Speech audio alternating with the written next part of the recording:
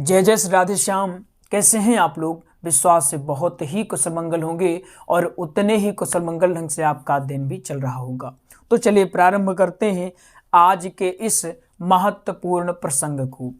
अब हम मान के चलते हैं आपने तृतीय दिवस की कथा को विराम दे दिया है। कौन सी कथा को?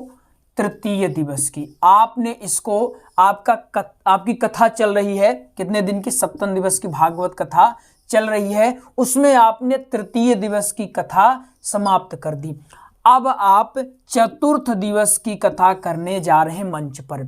आप मंच में जाएंगे, कैसे जाएंगे हमने सारी चीजें आपको बता दी है।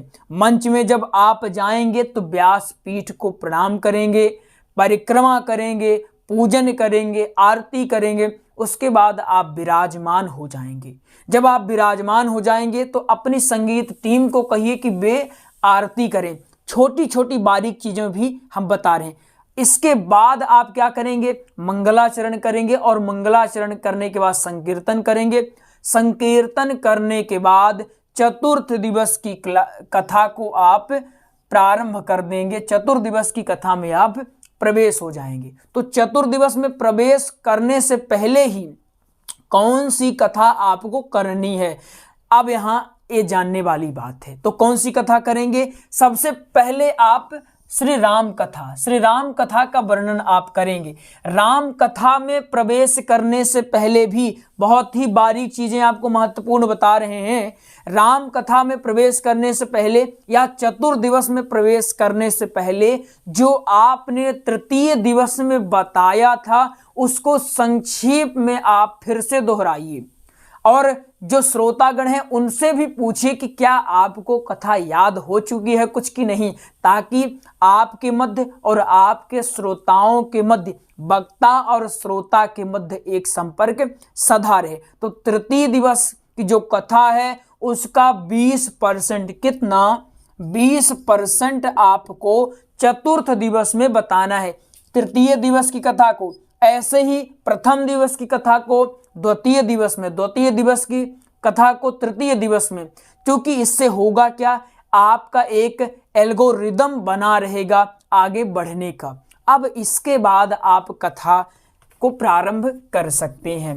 अब आपने तृतीय दिवस की कुछ अंश वाली कथा आपने बता दी कि क्या क्या हुआ था। आपने बता दिया कि कैसे वामन भगवान का अवतार हुआ, कच्छप का अवतार लेकर भगवान ने कैसे मोहिनी का अवतार लिया। ये सारी चीजें आप संक्षेप में आप बता देंगे। ये हमने पहली दिन की कथा में जब हमने चतुर्थ दिवस की क्लास को प्रारंभ किया था आपको बेहतरीन ढंग से समझा दिया था। अब आप कहेंगे कि सुखदेव जी महाराज। कौन? सुखदेव जी महाराज। क्योंकि हमें इन्हीं का नाम तो लेना है। सुखदेव जी महाराज परीक्षित को कहते हैं। किनको कहते हैं? परीक्षित को कहते हैं। ध्यान पूर्वक सुनिएगा। अब क्लास प्रारंभ हो चुकी है। अगर ध्यान आपका इधर उधर हो रहा था तो ध्यान इधर लाइए और एक बात याद रखिएगा, जमीन पर बैठ क्यों आसमान देखता है, जमीन पर बैठ क्यों आसमान देखता है, चल अपने पंखों को खोल, चल अपने पंखों को खोल, क्योंकि ये जमाना पंख नहीं उड़ान देखता है। तो बिल्कुल संघर्ष के साथ आइए और जुट जाइए। तो आप क्या कहेंगे कि सुखदेव जी महाराज परीक्षित जी को जब कथा श्रवण करवा रहे हैं तो कहते हैं कि कथाएं दो तरह, सूर्यवंश की कथा और चंद्रवंश की कथा मैं आज आपको सुनाने वाला हूं। किनकी? सूर्यवंश और चंद्रवंश की कथा। तो सुखदेव जी कहते हैं चलो मैं तुमको पहले सूर्यवंश की कथा सुनाता हूं। तो परीक्षित कहते हैं महाराज सूर्यवंश की काहे सुना रहे हैं, पहले चंद्रवंश सुनाइए, क्या दिक्कत है? कहते हैं देखिए, जो सूर्यवंश की कथा है उसमें श्री राम जी के गुणों का वर्णन है, यानी श्री राम कथा है और श्री राम कथा अति पवित्र है। और जो चंद्रवंश की कथा है वो हमारे श्याम जी की कथा है और श्याम जी की कथा अति विचित्र, यानी एक पहले पवित्र है, दूसरा फिर विचित्र। इसलिए कहते हैं जब हम कुछ चीज प्रारंभ करते हैं तो पवित्रता के साथ, शुद्धि के साथ हमें प्रारंभ करना चाहिए। तो मैं चाहता हूं पवित्रता के साथ हम श्री राम कथा को प्रारंभ करते हैं। इसलिए हम सूर्यवंश की कथा को स्टार्ट करेंगे। अब ध्यान से समझिएगा बहुत ही बेहतरीन ढंग से जो अब मैं आपको समझाने जा रहा हूं। तो क्या आप लोग तैयार हैं आज के प्रसंग को जानने के लिए? अगर तैयार हैं तो वीडियो को लाइक कर दीजिए और कमेंट बॉक्स में जाकर के राधे राधे कमेंट कर दीजिए। चलिए जानते हैं आज के इस प्रसंग को, बड़े ही ध्यान पूर्वक समझने का प्रयास करते हैं। मानते हैं ये क्या है? ये अयोध्या है। क्या है ये अयोध्या है। अयोध्या को हमको बेहतरीन ढंग से बनाना है। ये अयोध्या है, समझिएगा, ध्यानपूर्वक समझिएगा। हम चाहते हैं अगर आप एक बार हमारी क्लास लें उसके बाद कोई डाउट आपके पास ना रह जाए। हम संक्षेप में जानेंगे राम कथा को। ऐसा ना कहिएगा गुरुजी इसको आपने छोड़ दिया, इस पोर्शन को छोड़ दिया।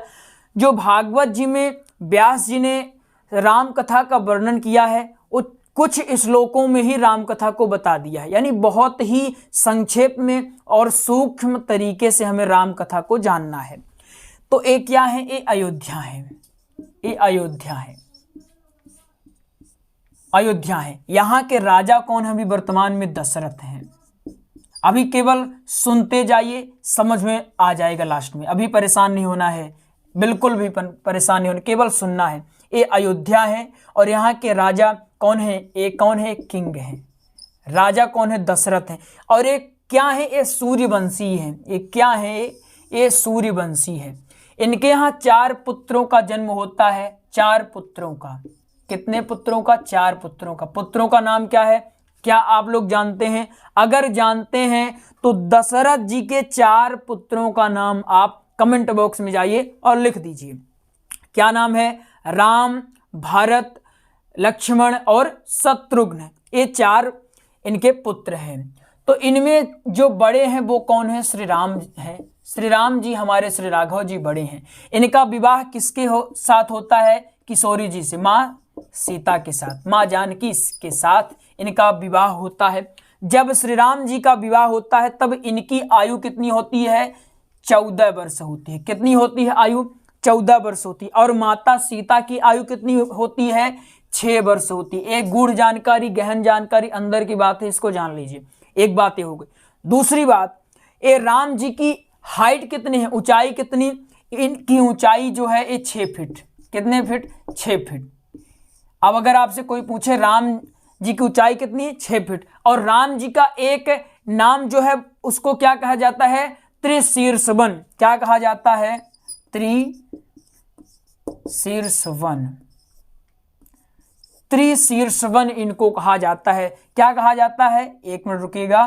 त्रिशीर्षवन, इसको देख लीजिएगा, ये गहन जानकारी। त्रिशीर्षवन यानी जिनके सिर का आकार 3 तरह का होता है उनको क्या कहा जाता है? त्रिशीर्षवन। आपको हमने गूढ़ जानकारी ये दे दी। अब इनका विवाह होता है। विवाह के बाद ये वन को जाते हैं। कहाँ जाते हैं? वन को जाते हैं। ये वन में रहते हैं। वन में कितना? 14 वर्ष का इनका वनवास होता है। ये तो सबको पता ही है, ये तो बताने की कोई आवश्यकता ही नहीं है। ये आपको चतुर दिवस में सारी की सारी चीजें बोलनी है। ये हम आपको गूढ़ जानकारी इसलिए दे रहे हैं क्योंकि कहीं कहीं कुछ लोग पूछ देते हैं और कुछ लोग भटक जाते हैं। एक जानकारी और जान लिए। माता सीता जो है, माँ सीता लंका में कितने दिन रही? क्या आपको पता है माता सीता लंका में कितने दिन रही थी? अगर आपको पता है तो मेरे बताने से पहले आप लोग कमेंट करिए कि हाँ गुरुजी इतने दिन रही थी। तो क्या आप लोग जानते हैं कितने दिन रही थी? ये था 435 यानी 435 दिन माता सीता कहाँ रही? लंका में रही थी। कहाँ रही? माता सीता लंका में 435 दिन तक रही थी। ये जानिए। अब ये भी हम आगे जानने वाले, एक जानकारी और भी बताएंगे कि श्री राम जी इस पृथ्वी लोक में कितने वर्ष तक रहे हैं, ये भी हम जानने वाले हैं। अब ये वन को जाते हैं। वन में रावण का संहार करते हैं, दैत्यों का संहार करते हैं, ये भी कह सकते हैं। रावण का संहार करके पुनः अयोध्या में आ जाते हैं।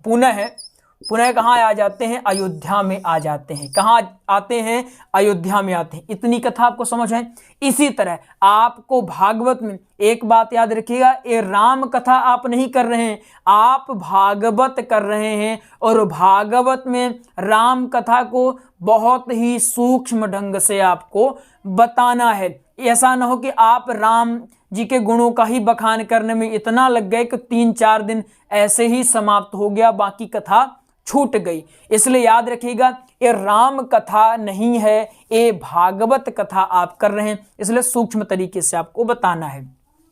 राम जी जो है सूर्यवंशी हैं। अब इसको समझिएगा, अयोध्या में दशरथ जी के यहाँ 4 पुत्रों की प्राप्ति होती है। पुत्रों का नाम क्या है? राम, भरत, लक्ष्मण, शत्रुघ्न। 4 पुत्रों का जन्म होता है। जन्मे है राम रघुरैया, अवधपुर में बाजे बधैया। जन्मे है राम रघुरैया, अवधपुर में बाजे बधैया। बाजे बधैया हो, बाजे बधैया, बाजे बधैया हो, बाजे बधैया। तो यहाँ होता क्या है, थोड़ा हम भी मगन हो गए। राम जी का जन्म हुआ है तो गाना तो बनता है, सबको गाना है, सब लोग गाइए अपने अपने यहाँ। तो होता क्या है प्रभु, यहाँ अयोध्या है। अयोध्या में दशरथ जी के यहाँ राम जी का जन्म होता है, प्राकट्य होता है। बोले सियावर रामचंद्र की जय हो। और अगर अभी आप लाइक नहीं किए तो लाइक कर दीजिए, और शेयर बिल्कुल करना है सेशन को, ताकि हमने जो ठाना है घर घर गुरुकुल पहुंचाना है, ये हमारा नारा है। ये सिर्फ हमारा नारा नहीं है, ये आप सबका नारा है। क्या है? हमने ठाना है घर घर गुरुकुल पहुंचाना है। तो अयोध्या में दशरथ जी के यहाँ श्री राम जी का जन्म होता है, 4 पुत्रों की प्राप्ति होती है। राम जी का जब विवाह होता है तो उनकी आयु कितनी होती है? 14 वर्ष की होती है। और माता सीता की आयु कितनी होती है? 6 वर्ष की हो जाती है। इनको त्रिशीर्ष वन भी कहा जाता है। वैसे तो राम जी के बहुत सारे अनेक नाम हैं, लेकिन इनको एक त्रिशीर्ष वन भी कहा जाता है। ये शायद ही आप लोग जानते रहे होंगे, हमने इसलिए आपको बता दी। ये वन में 14 वर्ष तक रहते हैं। अब अगर ये पूछा जाता है कि माता सीता कितने दिन तक रहती हैं, तो 435 दिन तक रहती हैं। यहाँ पर राघव जी ने रावण का संहार किया, दैत्यों का संहार किया, और लंका में विभीषण जी को राज्य दे करके पुनः अयोध्या में आ जाते हैं, और अयोध्या में इनका राज्याभिषेक हो जाता है। और अयोध्या में राज्याभिषेक करते हैं। इसके बाद ये अपने राज्यों को अपने पुत्रों को सौंप करके पुनः अपने धाम को चले जाते हैं। यही इनकी कथा है। अब इनकी आयु के बारे में अगर कोई पूछता है कि राम जी कितने वर्ष तक पृथ्वी में रहे, तो क्या कहेंगे? 11,000 वर्ष। 11,000 वर्ष तक। ये बहुत ही सूक्ष्म जानकारी है, 11,000 वर्ष। बाकी कथा तो आप लोग कर लेंगे, इसमें कोई भी आपको दिक्कत नहीं। 11,000 वर्ष तक राम जी कहाँ रहे हैं? ये पृथ्वी लोक पर रहे हैं, रामा अवतार में। तो आपने सूर्यवंश की कथा को समझ ली। इनके बारे में कुछ और भी जानकारियां हैं, इनके वंशजों के बारे में जानकारियां हैं, वो भी हम बता देंगे। लेकिन आपको भागवत में अगर मूलतः बात की जाए भागवत की, तो भागवत में बहुत ही सूक्ष्म ढंग से आपको बताना है। क्या बताना है? बहुत ही सूक्ष्म ढंग से आपको बताना है। इनकी एक बहन के बारे में जानकारी मिलती है, कहीं कहीं ये मिलती है, इसकी पुष्टि तो हम भी नहीं कर सकते हैं, लेकिन कुछ लोग कहते हैं कि इनकी ये बहन ही है। एक कुल्लू में रहती थी। कुल्लू एक कोई स्थान है कुल्लू, तो वहाँ कुल्लू से 50 किलोमीटर उत्तर में रहती थी। इनका नाम क्या था? देवी शांता। क्या नाम था? देवी शांता। इनका नाम था देवी शांता। तो इनकी पुष्टि तो हम भी नहीं करते, लेकिन कुछ जगहों में इंटरनेट में इनके बारे में मिलता है कि राम जी की एक बहन थी जिनका नाम था देवी शांता। तो क्या आप लोग राम जी के बारे में संक्षिप्त में समझ में आ पाए कि नहीं? अब सोचिए, अब चलिए इसको हम समझाते हैं। अब आपको मोटी मोटी जानकारी दी। राम जी का जन्म दशरथ जी के यहाँ होता है, बड़े ही धूमधाम से इनका जन्मोत्सव मनाया जाता है। अब समझिएगा, अभी हमने आपको केवल बताया है, अब समझा भी रहे हैं कि आपको मंच में कैसे बोलना है। अब आप मंच में बैठे हुए हैं, कथा कर रहे हैं, चतुर्दिवस में आप प्रवेश कर चुके हैं, तो सुखदेव जी महाराज परीक्षित जी को जब श्री राम जी के बारे में बताते हैं तो उनके आंखों से आंसू निकलने लगते हैं।